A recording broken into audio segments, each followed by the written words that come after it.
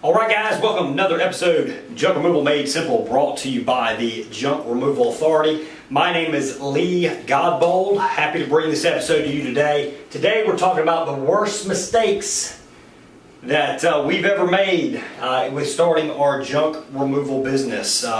Junk doctors, despite all these mistakes, we built it to be a $2 million a year business by the end of year 5. Had we not made these mistakes, I'd love to have seen what we could have accomplished in that same period of time. I never dwell on mistakes, so I don't really think about them all that often.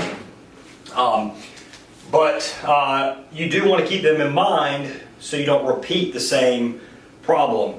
What I'm hoping to be able to do is, and this is really what this is geared towards, is the JRA customer, somebody that would use JRA as a customer, somebody that's thinking large, thinking about growing a business, a pretty decent sized organization and service, not somebody who's gone out and just being on the truck all the time and all. And I'm trying to push all of your single truck operators. Some of y'all been out there doing it just as long, if not longer than I have. Some of you are new and you've just never thought getting past just having a regular job.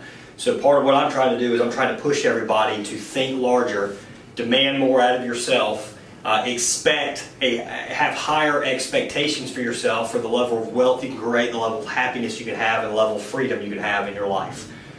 So this right here is geared towards that person. This does not apply to the single truck operator, but unless it applies to a single truck operator who's looking to get out of being, I'll call it a self-operator, who's looking to get out of being a self-operator and becoming a legitimate, bona fide business person. So, worst mistakes. I do want to let everybody know business packages starting at $15,000 right now. $15,000 starting.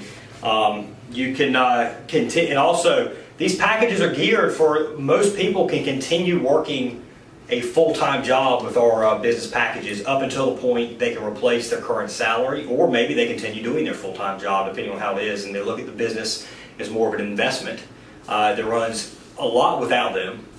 You can do that with junk removal. Is a business owner that's in the trenches and pounding away every day working on their junk removal business going to ultimately have a more successful junk removal business? Yes, no doubt. But that doesn't mean that they themselves are going to be more successful. If they have a job and you're out there, you're making $100,000, $200,000, a few $100,000 a year with a full-time job, depending on your flexibility and your hours and how willing you are to work hard, you can run a junk removal business on the side with the systems we have set up to acquire customers. Yeah, you can get out there and pound doors and sell and all that kind of stuff and get more. But the majority of your business is going to come from a good marketing and especially good online marketing platform. We've got that. This is one of the things that separates us from the franchises. The franchises only make money when your gross sales go up. We don't care. We sell services at a flat rate. It doesn't matter if you're bringing in $100,000 a year off of it, if you're bringing $1 million a year off of it. Our services, whatever you use, they're no obligation, and it's a flat rate. There's no percentage involved in it. So that's one of the key advantages we have over a franchise. A franchise, most of them want you to work exclusively on your business. They don't want anything else because they want you hitting revenue targets because they make more money as your revenue goes up. We just want to see you become extremely successful. And some of you guys out there watching these videos are more successful than I am. You're out there, you've been out there, you've been working 20 years, you've been making $500,000 a year or more. You're looking to get out of the corporate environment, go into business for yourself.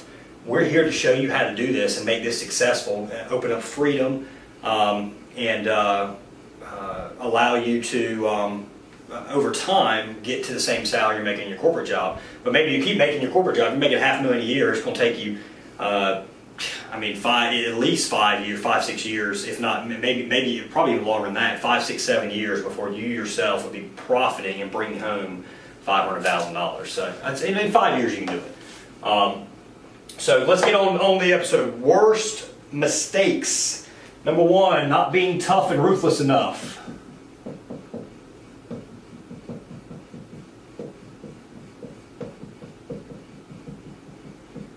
I did a video on this the other day, and I always thought of myself as a fairly tough guy, but I wasn't being tough and I wasn't being ruthless enough. I was allowing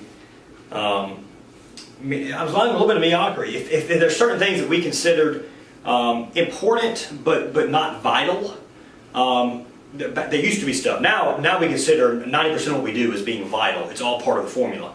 But like asking for reviews, it's so hard to get guys to send reviews and ask for reviews. That's now a fireable offense. So if it becomes a repeated problem and they just can't fix it, they either get demoted, they lose their TL status, or it's actually lose their job over it. There's people out there, it's a tough labor market right now, you need to always be hiring, but there's people out there that can fill those spots. Always be hiring, create an environment where the people that do the best, like a sports team, we treat it like a sports team, the people that perform the best get the playing time, the people that don't ride the bench. So everybody wants hours. Give them the hours to the people that earn it. And it doesn't matter if they've been with you for 2, 3, 4 years, or if they've been with you for 2, 3, 4 months. The people that work the hardest, and not only work the hardest, but do everything they're supposed to do and work the smartest, should get the hours. And guys, you got to be pushing people. You got to be pushing. If they're working too slow, if they're if they're getting comfortable, then you got to push. You got to get them on to the next level, and you might push them right on out of your business, but that's fine. I hate stagnant people that aren't progressing. Anybody we work with at JRA, that's what we're doing now. I'm trying to push you.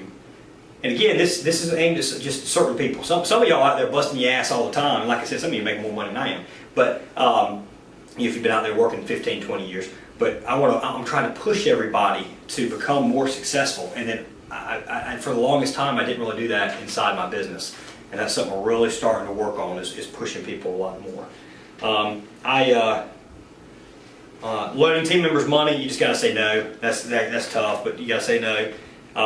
And then allowing customers allowing myself to lower a price with a customer just because I believed they weren't willing to pay the price. Go ahead and put the price out there, guys. The worst thing they do is try to talk you down. At that point, you talk it down, but don't do the negotiating for the customer. So your price is your price. Get out there. Don't be fair. Don't overcharge, but give them price. Just give them price confidently and see what happens. Most customers will go for it. Not training team members as well as we should have.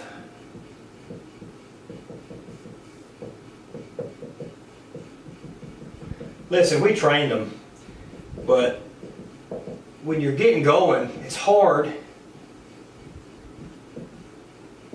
to take time to train. You fill that person in there and you got to get them to work because you got jobs you got to get taken care of. And the problem is that really hurts the experience they give to the customer. It hurts their job satisfaction. And it allows and it increases the likelihood that somebody's going to get injured. One of our most pain in the butt expenses right now is workers' comp, and that's because we made a couple of mistakes with this on not properly training team members for safety. So, like one of the injuries we had, a guy grabbed a tin roof before all the nails were out. He had gloves on, but there was just these leather gloves, and he just yanked the tin. Well, the tin sliced into his hand. It's a $16,500 torn ligament expense, workers' comp expense, and that hurt our moderating. The other expense we had, the other hit we had on workers' comp was fraudulent. That guy, he's the workers' comp company's quit paying him. He sued us, but we're going to win that. He's a fraud. He's a fraud. So, but anyway, workers' comp's a pain. You want to make sure your people are trained well, and also like damaged property. That comes from not training your team members how to properly move items throughout homes.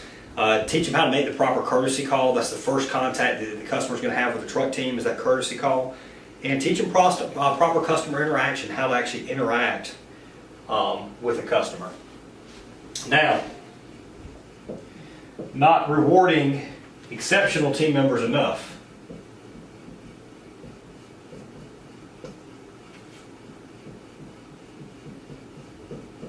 When you have good people, guys that are doing everything they're supposed to, guys that are busting their butt, guys that treat your company like their company.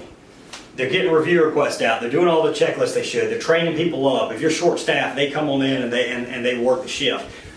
Those people right there, you've got to pay them a lot more. And it's tough because you're worried about making the bills or paying the bills, but you got to jack their price on up. And you got to involve them. One of the key things is involve them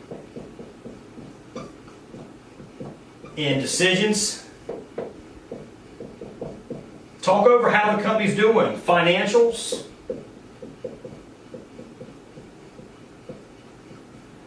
Advertising, marketing, what's HR? You know, how are the other team members doing?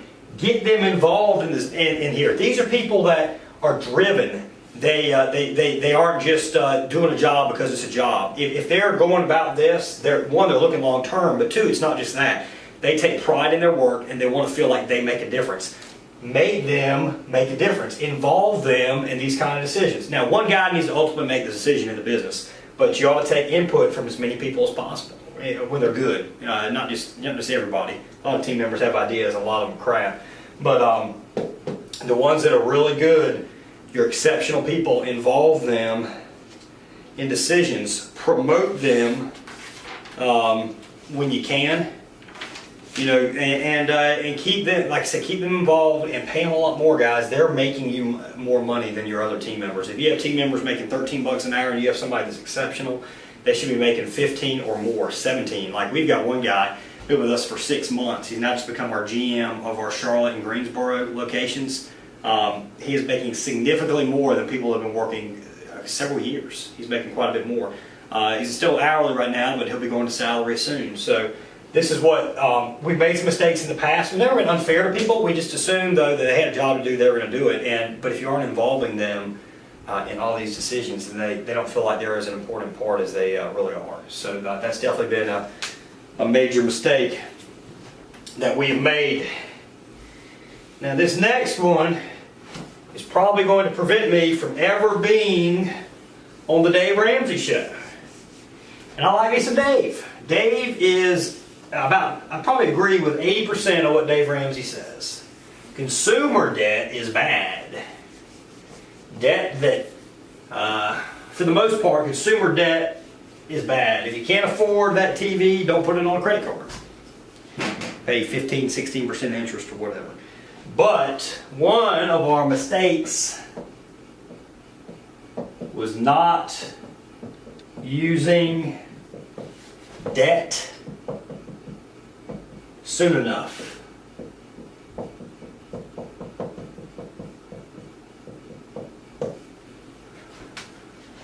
This right here is probably going to surprise a lot of people, but once you've got a proven business concept where you're making money, you've got to expand quickly. Now, you don't overexpand. What you always have to think of is worst case scenario. What if this market tanks? What's my worst case scenario as far as business? And if this market tanks, can I continue to pay all my obligations? That's the point where you need to rein in your debt. And that can be tough because once you start getting debt gets easy to get. So you got to be very careful. There's not a hard and fast rule, but you always have to think about what's the worst case scenario and can I keep up with my obligations. But for example, if you need a truck, you don't have to just wait until you save up cash for a vehicle. When I first got started, I would have made sure I paid cash for a vehicle. And when you first get going, if you don't have other income or if you don't have a good amount of income already saved up, and you're going to go the JRA route, the JRA route is aimed at kind of breaking even within the first few months, making a little bit of money, and then just starting to kill it in years 2 and on out. That first year, it's invest. That's the JRA way. Using debt on your first vehicle, if you don't have money saved up to make sure you can cover that for several months, that you might want to save up for cash for a used truck. You get a good used junk truck for about $25K. That's a consideration you might want to have. If you have another income coming in or you have money saved up, then using debt on that first vehicle, go for it. Go right on in. Junk removal is going to work. As long as you follow the formula and you're patient, you're a little bit patient with it, and you don't abandon ship too soon. use some debt. You got to be careful with it, but use debt. Get vehicles. And your last year you made $100,000, then what you're going to look at is if they're costing me 60, I made $100,000 last year. I'm only going to make 40 this year, and I don't want to take that decrease in pay. The thing is, if you're going out and you're hiring somebody to pay $60,000, they better make you at least 100 or 120 plus, maybe 600. I'd love to see 10 times a return, but you know, either by freeing up time for you to go out and do sales and do stuff that's going to increase business, or directly themselves increasing business. Like when we went out and hired our marketing director, we're paying him a good amount of money between his salary and bonuses. I mean, he can make some serious money as Jerry's sales go up. Some serious money. I'm talking big bucks. He has potential to make. JRA is not profitable. That money's, it will come directly from junk doctors. Jerry just started. We've got some good business going on, but I mean, we're hiring him before we're out there making even enough money to pay his salary. So that's coming from some other money we had through junk doctors. Junk doctors makes enough money, it's going to loan JRA money to pay for him, but we know that he's going to make us back that and then some. He's going to make us a lot more money. That's an example. A service is another example. And JRA, if you're going to go out there, if you've never done, or if you're even doing AdWords or you've never done AdWords, bringing us in to do that, that's going to ultimately make you more money. A lot more money, especially as you look later on down the line. Using us for consulting services, hiring a good accountant or a bookkeeper to make sure your books are getting done. We can do bookkeeping services as well. All of that is a good idea, is an example. Get out there and hire people before you necessarily need them a lot of times, because they're going to, as long as you're sure they're going to get you more money. You can use a line of credit for that. So line of credit can be used for that. If you don't have the money, you're confident they're going to make you the money back, go out there and get you a line of credit, guys. And the other thing is with debt, debt drives you a little bit. If everything's paid off, you're not going to be working as hard. So debt motivates you.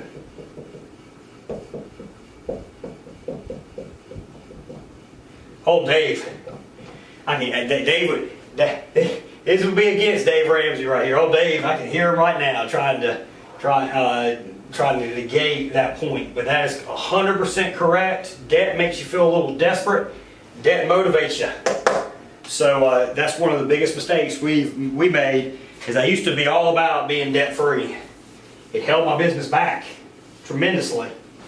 It's a mistake that I promised I would never make again. There will be one day that I will be debt-free, but it'll be way in the future. I'll be 70, 80, 90 years old. I'll get everything paid off because I'll have so much extra money around anyway for real estate and successful business ventures and all that kind of stuff, that I'll get debt-free. But until then, I'm gonna use debt as hard as I possibly can, as long as I'm always constantly evaluating worst-case scenario, and I'm as positive as you possibly can be. That short of an apocalypse or the world ending or a major nuclear attack, that I'm going to be able to survive. And listen, guys, it don't matter how much debt you have. If a bomb goes off, if Rocket Man launches a missile over here and hits a nuclear bomb, hits us with a couple nuclear weapons, then what's going to matter at that point is food and bullets. It's the really only thing that's going to matter at that point. It ain't going to be how much debt you have. All that's going to be forgotten. We're just going to be trying to survive at that point. So I don't really let debt worry me too much, as long as I know I can survive a normal worst case scenario. Nuclear attack, I ain't gonna worry about it. If it happens, then shit, it happens. We'll just if you survive the blast, I'll figure out a way to survive. Another thing we did was we managed AdWords. Again, this is what we've done. These are the worst mistakes. So we managed AdWords long enough. Why do you think we go out here and push this AdWords manage AdWords on our own for too long? It's because this was such a huge mistake. Hired somebody to fix it for us. We had all the data. We had 6 years of data. I knew what ads were working, but we were having just wasted ad spend. It's out the ass. $300,000 we wasted. $300,000 wasted. And I'd wager to say that most of y'all out there, you ain't even grossing $300K. We wasted $300,000. Now that is over. That's over a about a 5-year span. So that's not a year, but $300,000 basically wasted over a 5-year span. The good thing about that is that does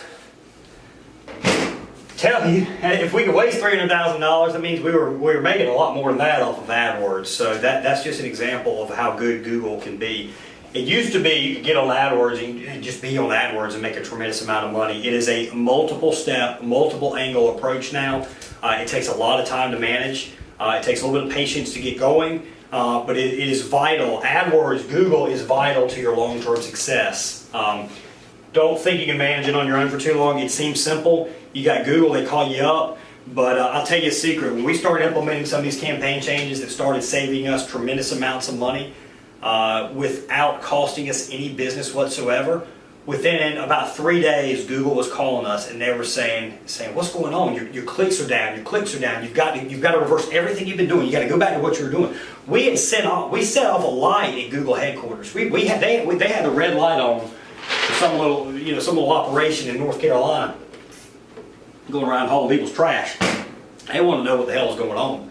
And it used to be, generally they call and they say, let's set up a meeting. It was, we got to talk right now. What are y'all doing? You're screwing your campaign up. The thing is Google makes their money off of AdWords. That is where they make money. If you're taking advice from Google, guys, there's a little bit of conflict of interest going on there. They know the platform. They understand a lot of the tools. Yes, you will get more clicks, but clicks don't matter. Sales matter. The JRA approach to managing AdWords, that is going to be 100% different than anybody else managing AdWords. Anybody else managing AdWords does not have the understanding of the junk removal business. We have 5 years of data we were able to go through. We brought in somebody that literally all this individual does all day is manage AdWords. That's all he's doing. He knows AdWords inside and out. And then with our expertise, we knew what we were making money on, and the data he was able to gather, we knew what we were making money on. But there's no way you can successfully manage a business and manage an AdWords campaign at the same time. It's not going to happen. You're going to get burned, or you're going to have a budget so low that AdWords really isn't doing you any good, and then you're going to quit and go up and give up. You got to be spending money on AdWords. You got to be $2,000 minimum. Love to see it $3,000 to Google every month on AdWords.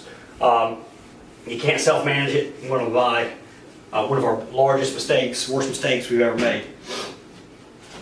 Workers' comp.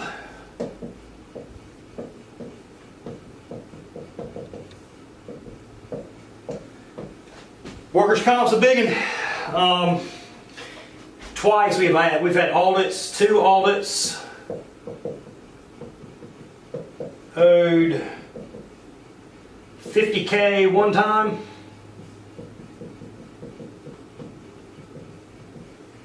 $26K another. So that means we underestimated our payroll. The problem is we were growing. A lot of years we were doubling in business, so we were not keeping up with our payroll estimate. Our payroll estimate was so off because our business would increase because we base it off last year's payroll numbers. This was a mistake on our part. Look for one. You've got to get comp. You got to get WC. You've got to get it. This can ruin you, not just your business. Your entire life, your family, everything you've gained, they can take away. If an employee gets hurt, you do not have workers' compensation insurance. They'll go after your house, your car, anything of any value. If they could, they'd go after your wife. Anything of any value, they're going to come in like sharks. They're going to come in just as hard as they can to get every bit of money you have to pay for an injury. You've got to get workers' comp just as soon as you possibly can. If you've got any sort of assets at all, you just make this a priority right from the start. Get workers' comp. It will ruin your life if an employee gets injured and you do not have it. Get a pay-as-you-go plan. So what we have now is we're set up where every single month a workers' comp company or insurance company reviews our payroll. They send us a bill for the exact amount we owe. We pay them that. That means at the end of the year, we don't have to do an audit, and there's no chance of us owing this tremendous amount of money. It helps out your bookkeeping, your finance, your cash planning, your cash flow tremendously. because you have a good, accurate idea of how much money you are truly making. Workers' comp, those of you who don't have a serious business, you don't have employees. You ain't got a business if you don't have employees. Those of you that are out there, I'm talking multiple. If it's just you and one other person, you ain't got a business, guys. Y'all got to get employees to actually have a business. Listen, I thought too cheap. People used to think I was the cheapest person around. I took pride in it. I thought I was being frugal. I wasn't being frugal, I was being cheap. And the problem with thinking cheap is if you think cheap on expenses,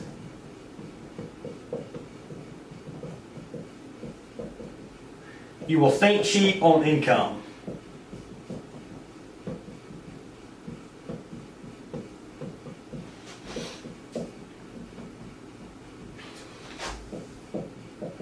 Now, I don't want anybody to think I'm talking about going out and buying everything your heart desires, not negotiating price and that kind of stuff. I'm not saying that. What I'm saying is go after value. Look for value.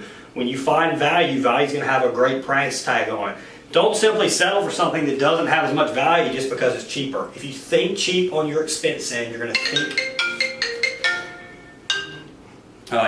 cheap on your income end. That is a vital problem. Always keep that in mind.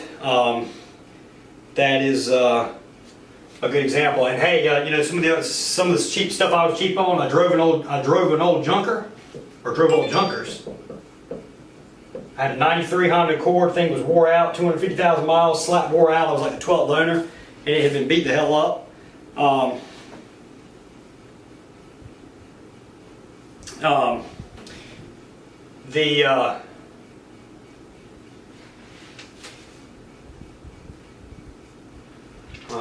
And so driving an old junker right there, the problem with driving an old junker is you're in that vehicle a lot. You're thinking of yourself being cheap. You're thinking of yourself, and people are looking down on you a little bit, and you don't want that. It doesn't bother me when people look down on me. The problem is they're less likely to take me serious as far as a business person or whatever. So you shouldn't be in an old junker. Once you have enough money, you can go out and get a decent vehicle. I'm not saying go out and buy a Ferrari. Before you buy a Ferrari, you can be making $1 million a year, clearing $1 million a year before you go out and buy a Ferrari. But get you a new F-150. Get you something that makes you feel good about yourself, makes you feel like you are getting successful, makes others realize you're getting successful, and get you a payment on it. Again, that debt drives you. So get a little debt going on with it. All this can be written off. You do this within your business, so you write off all the interest and everything. If you have a lease payment, you write everything off. You write off all vehicle expenses, have it inside your business. Another mistake I made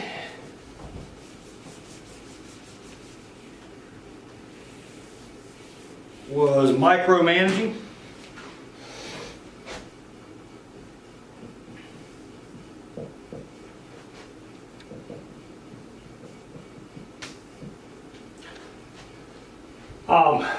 So get good people in there. Everybody set an agenda. What everybody's agenda is, what the ultimate goal is, and let those people go in there and do their thing. They hire people that know more about what they're working on than you do. Let them get in there, let them do your thing. Our marketing director, what I'm going to do is I know a lot about marketing. So if I come up with social media ideas, we haven't done a whole lot on social media. That's about to change. If I come up with social media ideas, video ideas, content, that kind of stuff, I might create some of it, and I might let him know, hey, I like this. What do you think of this? And we'll run some of that. But ultimately, I'm not going to look at every single project he's got going on. We're going to set some parameters, kind of expectations on what we expect. We're going to set goals of what we want to achieve, and then he's going to be able to work within the lines. He's going to be able to work within that range and do about what he wants to do. As long as he's meeting expectations, he can do about what he wants to do. I micromanaged at times. I want to know what everybody was doing at every moment. That does not mean you do not manage. For example, my call center. Our call center, when people are on the phones, if I spend 45 minutes to an hour about every week, every other week, listening back to call recordings. for different people answering the phones. I want to make sure they are doing what they're supposed to do. As long as they're doing what they're supposed to do, everything's fine and dandy. We'll meet with them every so often. We'll correct things they need to work on, and we'll let them know things they're doing right. They'll get a good performance eval. But don't micromanage. That does not mean do not manage. This is a little tough. You got to find that fine line between managing too much and managing too little. And you need to be right there in the middle. Trust but verify is a good saying. And finally, again, this is our largest mistakes. Didn't start JRA soon enough. I am so excited to be able to bring this type of content to everybody to help educate people and bring them information that I would love to have when we started Junk Doctors. I wish I would have started this a couple years ago because I'm having a ball bringing these videos. I'm having a ball talking with everybody, helping people out. The few people we've that have contacted us and we've been able to provide services for, we've already helped them out. We've seen progress, and that's really, really exciting. And then we're excited. We got several people that we think are about to move forward with starting their own junk removal business with a junk removal business package, and just ecstatic to just really be able to just help them out, do whatever we have to do to make them be successful. Because we're staking our reputation on JRA. Our entire reputation is being staked on JRA. We believe we have the way to become extremely successful in junk removal. We're trying to revolutionize the junk removal industry. And we're going after the franchise concept. I do not believe at all in the franchise concept. This is 100% better. Am I biased? Yeah, I might be a little biased, but I can tell you as an outside observer, this is 100% better. Same, if not better service, tailored to what's best for you, not necessarily what's best for your junk removal business. No commitment. If as you grow, if you no longer need our services, you just stop using them at any point. So just extremely excited to bring everybody this service. Wish we could have gotten to it a lot quicker. Again, don't dwell on all of your mistakes, but you yourself, come on the list. What are your biggest mistakes you've ever made? And just make sure you're keeping them in mind every so often, and think back on them before you make every major decision to ensure that you're not repeating the same problem again. So. Everybody have a wonderful day. Today, every week on Tuesdays, an episode of Junk Removal Made Simple is uploaded. Daily trash talk episodes where I bring you just random thoughts and lessons from the past and all kinds of stuff in a daily episode or daily episodes of Trash Talk. Everybody have a wonderful day. We'll talk to everybody soon.